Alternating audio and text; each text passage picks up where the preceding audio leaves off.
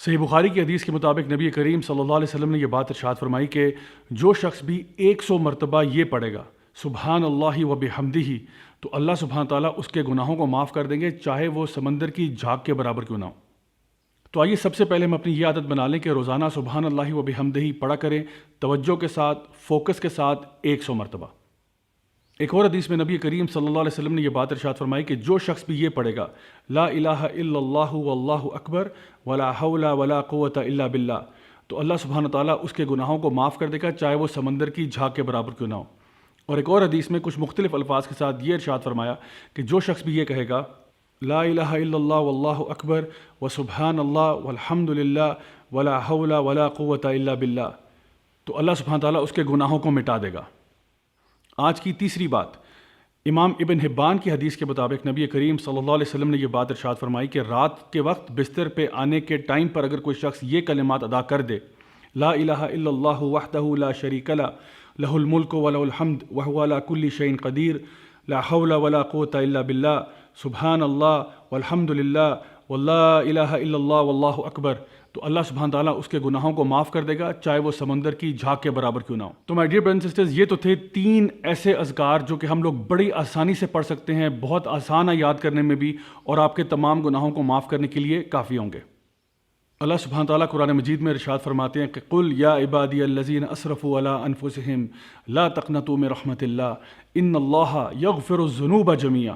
اللہ تعالیٰ فرماتے ہیں اے میرے بندو جنہوں نے اپنی ذات پر ظلم کیا، اللہ تعالیٰ کی مغفرت سے مایوس نہیں ہونا۔ کیوں؟ کیونکہ اللہ تعالیٰ تو تمام گناہوں کو معاف کر سکتا ہے۔ اکثر اوقات ہم یہ بات سمجھتے ہیں کہ شاید اللہ تعالیٰ میرے گناہوں کو معاف نہیں کرے گا، میرے گناہ اتنے زیادہ ہو چکے ہیں کہ اب میں واپس لوٹ کر اللہ کی طرف نہیں جا سکتا، یا شاید ہمیں شرم بہت زیادہ آتی ہے۔ اللہ سبحانہ تعالیٰ نے اس آیت میں علماء، مشائخ، انبیاء، صدیقین، شہداء، صالحین کو مخاطب نہیں کیا، ان کو مخاطب کیا جو بہت گناہ گار لوگ ہیں۔ قل یا عبادی الذین اسرفوا علی انفسہم، اے وہ لوگوں جنہوں نے اپنی ذات پر ظلم کیا ہوا ہے گناہ کر کر کے، اللہ تعالیٰ ان کو کہہ رہے ہیں کہ لا تقنطوا من رحمت اللہ، اللہ تعالیٰ کی مغفرت سے کبھی مایوس نہیں ہونا۔ تو my dear brothers and sisters, اللہ کی مغفرت سے مایوس ہونا یہ ایک شیطان کا عمل ہے۔ شیطان آپ کو مایوس کر دیتا ہے اللہ تعالیٰ سے کہ آپ گناہوں کے اندر اتنے زیادہ ملوث ہو چکے ہیں کہ اب آپ اللہ کی طرف لوٹنا بھی نہیں چاہتے، لیکن اللہ تعالیٰ یہ نہیں کہتا۔ اللہ تعالیٰ تو قرآن مجید میں یہ بھی فرماتا ہے کہ ان اللہ یحب التوابین و یحب المتطہرین، یقیناً اللہ تعالیٰ محبت کرتا ہے ان گناہ گاروں سے جو توبہ کر لیں۔ میرے اور آپ کے لیے بہت بڑی خوشخبری یہ ہے کہ نبی کریم صلی اللہ علیہ وسلم نے یہ بات ارشاد فرمائی کہ توبہ کرنے والا ایسا ہے جیسا کہ اس نے گناہ کیا ہی نہیں۔ تو آئیے اس اپرچونٹی سے بھرپور فائدہ اٹھاتے ہوئے اس ٹائم کو بیسٹ طریقے سے یوٹیلائز کریں اور استغفار کر لیں۔ نبی کریم صلی اللہ علیہ وسلم نے ایک حدیث میں فرمایا کہ میں دن میں 70 مرتبہ استغفار کرتا ہوں، ایک اور حدیث میں فرمایا میں 100 مرتبہ استغفار کرتا ہوں۔ تو پھر آپ خود سوچئے کہ مجھے اور آپ کو کتنی زیادہ استغفار کرنی چاہیے۔ یہاں پر ایک بڑی اہم بات یاد رہے، وہ یہ کہ جب آپ یہ دعائیں پڑھتے ہیں جن سے گناہ معاف ہوتے ہیں، موسٹ آف دا اسکالرز یہ کہتے ہیں کہ اس سے آپ کے جو صغیرہ گناہ ہیں یا چھوٹے گناہ جتنے بھی ہیں وہ سارے معاف ہو جاتے ہیں۔ کبیرہ گناہوں کے لیے آپ کو اسپیشلی اللہ تعالیٰ سے دعا کرنی چاہیے کہ یا اللہ مجھ سے یہ بڑا گناہ ہو گیا، میں اس کو چھوڑنا چاہتا ہوں، مجھے چھوڑنے کی توفیق عطا فرما، اور میں اس کے اوپر توبہ کرنا چاہتا ہوں۔ دوسری بات یہ کہ توبہ کا ایک مین اصول یہ ہے کہ سب سے پہلے آپ دل میں ندامت محسوس کریں، اس کے بعد آپ گناہ کو چھوڑ دیں، اور پھر وعدہ کر لیں کہ آئندہ میں یہ کام نہیں کروں گا، اور اگر خدا نخواستہ وہ کام دوبارہ ہو جائے، دوبارہ سے یہ پورا پروسیس آپ نے ریپیٹ کرنا ہے۔ تو اب آپ شاید یہ سوال کریں گے اگر میں نے 100 دفعہ گناہ کیا تو پھر میں کیا کروں؟ اگر 100 دفعہ گناہ کیا ہے تو 101 مرتبہ توبہ کریں اور یہی پروسیس چلاتے رہیں۔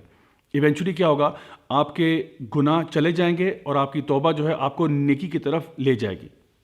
آخری بات یہ کہ اگر آپ نے کسی اور انسان کا حق مارا ہوا ہے، مثال کے طور پہ اگر آپ نے کسی کے پیسے لیے ہوئے ہیں، یا کسی سے آپ نے چوری کی، یا آپ نے کسی سے غیبت کی وغیرہ وغیرہ، تو اس سے معافی مانگنا بھی ضروری ہے۔ یہ صرف اللہ تعالیٰ سے معافی مانگ کے معاملہ حل نہیں ہوگا، آپ کو اس بندے کا حق اس کو واپس لوٹانا ہوگا۔ اور جہاں تک غیبت کا تعلق ہے یا بیک بائٹنگ کا، تو اس کیس میں اگر تو وہ شخص جانتا ہے کہ آپ نے اس کے بارے میں بات کی ہے، پھر تو آپ جا کے اس کو اپالوجائز کریں اور سوری بولیں۔ لیکن اگر وہ نہیں جانتا اور آپ نے کسی جگہ پہ یہ بات کی تھی، پھر آپ بتانے سے آپ کے وہ شاید مسئلہ اور بگڑ جائے، تو بہتر یہ ہے کہ آپ پھر اس کی جہاں پہ آپ نے برائیاں کی تھیں وہیں آپ اس کی اچھی باتیں بھی بیان کریں۔ اس کے علاوہ یہ کہ آپ نیکی کے کام بھرپور طریقے سے کریں، صدقہ خیرات کریں، تاکہ اللہ تعالیٰ آپ کے گناہوں کو معاف کر دے۔ لیکن اصل بات یہ ہے کہ اگر آپ نے کسی کا حق مارا ہوا ہے تو آپ کو وہ حق لوٹانا ہوگا، اللہ تعالیٰ سے معافی مانگ کر ان گناہوں کو چھوڑنا ہوگا۔ صرف استغفر اللہ پڑھنے سے کام نہیں چلے گا، بلکہ آپ کو دل میں تہیہ کرنا ہوگا، فیصلہ کرنا ہوگا کہ میں واقعی میں ان گناہوں کو چھوڑنا چاہتا ہوں۔ My dear brothers and sisters, اس کے علاوہ بہت سے ایسے اعمال ہیں جن سے گناہ معاف ہو جاتے ہیں۔ مثلاً ایک نماز سے دوسری نماز کے بیچ میں، ایک جمعے سے دوسرے جمعے کے بیچ میں، ایک رمضان سے دوسرے رمضان تک، وغیرہ وغیرہ۔ اس طرح کی درجنوں مثالیں آپ کو قرآن و حدیث میں مل جاتی ہیں۔ میری دعا ہے کہ اللہ تعالیٰ ہم سب کو معافی مانگنے کی، توبہ کرنے کی توفیق عطا فرمائے۔ اللہ تعالیٰ ہمارے گناہوں کو نیکیوں میں بدل دے۔